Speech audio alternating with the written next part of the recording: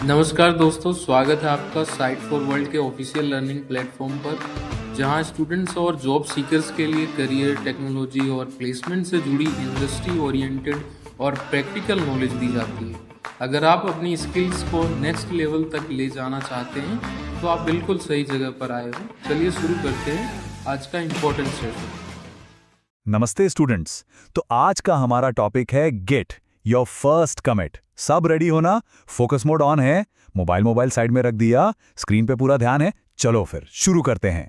अच्छा, कभी आपके साथ ऐसा हुआ है कि गलती से पूरा का पूरा कोड ही डिलीट हो गया, या फिर ये वाली हालत हुई है, code underscore final dot JS, फिर code underscore final v2 dot JS, अरे नहीं, code underscore final underscore really final dot JS, है ना? कंफ्यूजन ही कंफ्यूजन। मुझे पता है इस प्रॉब्लम से हम सब गुजरे हैं, और ये सच में एक बहुत बड़ी प्रॉब्लम है। तो आज ना हम इसी प्रॉब्लम का सॉल्यूशन देखने वाले हैं। देखो, सबसे पहले हम समझेंगे कि ये कोड केओस है क्या। फिर हम देखेंगे कि गिट आपके कोड के लिए एक टाइम मशीन कैसे बनता है। उसके बाद हम 3 मैजिक स्टेट्स के बारे में जानेंगे। फिर होगा एक प्रैक्टिकल डेमो, और आखिर में हम प्रैक्टिस लूप के बारे में बात करेंगे। तो पूरा रोड मैप क्लियर है? तो चलो मिलते हैं आज के हमारे हीरो से, जिसका नाम है गिट। जी हैं, यही वो टूल है जो आपके कोड के सारे केओस को, सारे कंफ्यूजन को खत्म कर देगा। जैसा मैंने कहा, ये आपके कोड के लिए एक टाइम मशीन की तरह है। अब देखो, टेक्निकली गिट एक वर्जन कंट्रोल सिस्टम है, जिसे शॉर्ट में वीसीएस कहते हैं। इसका मतलब बहुत सिंपल है। ये एक ऐसा सिस्टम है जो आपकी फाइल्स में किए गए हर छोटे बड़े चेंज का रिकॉर्ड रखता है। क्यों रखता है? ताकि आप बाद में किसी भी स्पेसिफिक वर्जन पर वापस जा सको। मान लो कोई गलती हो गई, कोई टेंशन नहीं, अपनी टाइम मशीन में बैठो और पुराने वर्जन पर वापस चले जाओ। सिंपल। अब सवाल ये आता है कि भाई गिट ही क्यों? मार्केट में और भी तो टूल्स होंगे। तो सुनो, क्योंकि गिट एक तो इनक्रेडिबली फास्ट है। इसका डिजाइन बहुत सिंपल है। ये ब्रांचिंग को, मतलब नॉन लीनियर डेवलपमेंट को बहुत अच्छे से सपोर्ट करता है। ये फुली डिस्ट्रीब्यूटेड है, और पता है, ये लिनक्स कर्नल जैसे बड़े बड़े प्रोजेक्ट्स को भी बहुत आसानी से हैंडल कर लेता है। इसीलिए तो ये इंडस्ट्री स्टैंडर्ड है। ठीक है, यहां तक समझ आ रहा है? ये थ्योरी थोड़ी इंपॉर्टेंट है, तो ध्यान से सुन रहे हो ना? स्क्रीन पर ध्यान है? ओके, अब हम गिट का सबसे सबसे इंपॉर्टेंट कॉन्सेप्ट समझने जा रहे हैं। देखो, अगर ये समझ आ गया ना, तो गिट एकदम मक्खन लगेगा। ये हैं गिट की 3 जादुई स्टेट्स, या कह लो 3 एरिया जहां आपका कोड रहता है। तो देखो, पहली स्टेट है वर्किंग डायरेक्टरी। ये बहुत ही सिंपल है। ये बस आपके कंप्यूटर का वो फोल्डर है जहां आपकी प्रोजेक्ट फाइल्स रखी हैं, जिन्हें आप देखते हो, ओपन करते हो, एडिट करते हो। बेसिकली आपका नॉर्मल वर्कस्पेस। दूसरी स्टेट है स्टेजिंग एरिया। अब इसको ना एक वेटिंग रूम या एक ड्राफ्ट एरिया की तरह समझो। जब आप वर्किंग डायरेक्टरी में कोई चेंज करते हो, तो उसे परमानेंटली सेव करने से ठीक पहले आप उसे स्टेजिंग एरिया में रखते हो। यहां आप डिसाइड करते हो कि आपके अगले सेव में, जिसे हम कमिट कहते हैं, कौन कौन से चेंजेस शामिल होंगे। ये एक तरह का चेक पॉइंट है। और फिर आती है तीसरी और फाइनल स्टेट, गिट डायरेक्टरी, जिसे हम रिपॉजिटरी भी कहते हैं।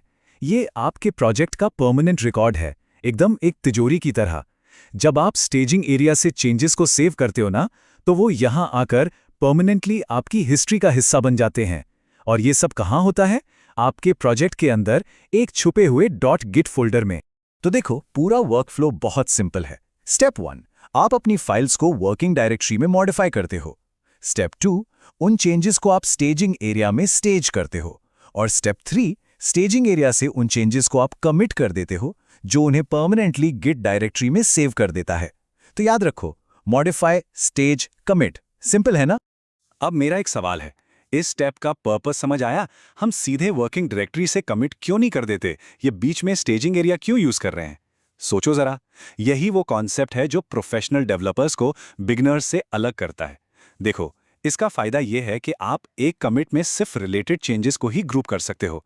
मान लो आपने 5 फाइल्स में चेंज किया, पर सिर्फ 3 फाइल्स एक नए फीचर से रिलेटेड हैं, तो आप सिर्फ उन 3 को ही स्टेज करके एक क्लीन, लॉजिकल कमिट बना सकते हो। बाकी 2 को बाद में देख लेंगे। चलो, बहुत हो गई थ्योरी। अब देखते हैं कि ये सब प्रैक्टिकली कैसे करते हैं। अब स्क्रीन पर बहुत ध्यान से देखना, मैं स्टेप बाय स्टेप प्रोसेस दिखा रहा हूं, और अगर आप साथ में ट्राई कर रहे हो, तो उससे अच्छा कुछ नहीं।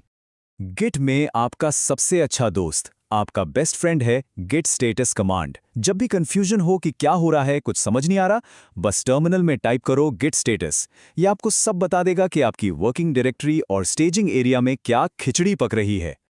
चलो एक एग्जाम्पल लेते हैं। मान लो हमने एक नई फाइल बनाई readme.md। अब जैसे ही हम git status चलाएंगे, वो बताएगा कि ये एक अनट्रैक्ड फाइल है, मतलब git को इसके बारे में पता नहीं है। तो इसे स्टेजिंग एरिया में भेजने के लिए हम कमांड यूज करेंगे git add और फिर फाइल का नाम तो हम लिखेंगे git add readme.md। अब स्क्रीन पर देखो, git add चलाने से पहले git status क्या कह रहा था? अनट्रैक्ड फाइल्स, और हमारी फाइल का नाम रेड कलर में था। लेकिन git add चलाने के बाद अब स्टेटस देखो, अब ये कह रहा है चेंजेस टू बी कमिटेड और फाइल का नाम ग्रीन हो गया है। इसका सीधा मतलब है कि हमारी फाइल वर्किंग डायरेक्टरी से निकलकर स्टेजिंग एरिया में पहुंच चुकी है। अब आपकी बारी है। वीडियो को यहीं पॉज करो और खुद ट्राई करो। एक नई फाइल बनाओ, git status चेक करो, फिर उसे git add करो और दोबारा git status चलाकर देखो। सिर्फ देखने से याद नहीं रहेगा बॉस, प्रैक्टिकल करना बहुत जरूरी है। करो अभी। ग्रेट, आई होप आपने ट्राई कर लिया होगा। तो अब हमारी फाइल स्टेजिंग एरिया में है। अब इसे परमानेंटली गिट डायरेक्टरी में सेव करना है। इसके लिए हम यूज करेंगे git commit कमांड। यहाँ -m फ्लैग का मतलब है मैसेज। हम हमेशा एक मैसेज देते हैं कि इस कमिट में हमने क्या चेंज किया है, जैसे git commit -m initial commit. यहाँ एक इंटरेस्टिंग फैक्ट बताता हूँ। गिट में ना ऑथर और कमिटर दो अलग अलग चीजें हो सकती हैं। ऑथर वो है जिसने असल में कोड लिखा और कमिटर वो है जिसने उस कोड को प्रोजेक्ट में फाइनली ऐड किया। जब आप टीम्स में काम करते हो ना, तब ये फर्क बहुत इंपॉर्टेंट हो जाता है। कॉन्ग्रेचुलेशंस, आपका पहला कमिट हो चुका है। तो अब सवाल ये है कि इसे अपनी आदत में कैसे लाएं? ये एक बहुत ही सिंपल लूप है जिसे आपको बस बार बार फॉलो करना है। ये है कोर गिट लूप। पहला, फाइल को मॉडिफाई करो। दूसरा, गिट ऐड यूज करके उसे स्टेज करो। तीसरा, गिट कमिट यूज करके उसे सेव करो। और फिर यही रिपीट करो, modify, add, commit. Real development में हर रोज, हर घंटे ये साइकिल रिपीट होती है। इस लूप को मास्टर करना है। अब एक सीरियस सवाल, सिर्फ देख रहे हो या समझ भी रहे हो? अगर इंटरव्यू में किसी ने पूछ लिया कि गिट का बेसिक वर्कफ्लो क्या है, तो बता पाओगे? आपको रिजल्ट चाहिए या सिर्फ एक सर्टिफिकेट? देखो, प्रैक्टिस के बिना ये पॉसिबल नहीं है, ये बात दिमाग में बिठा लो। तो चलो फटाफट रिकैप करते हैं कि आज हमने क्या सीखा।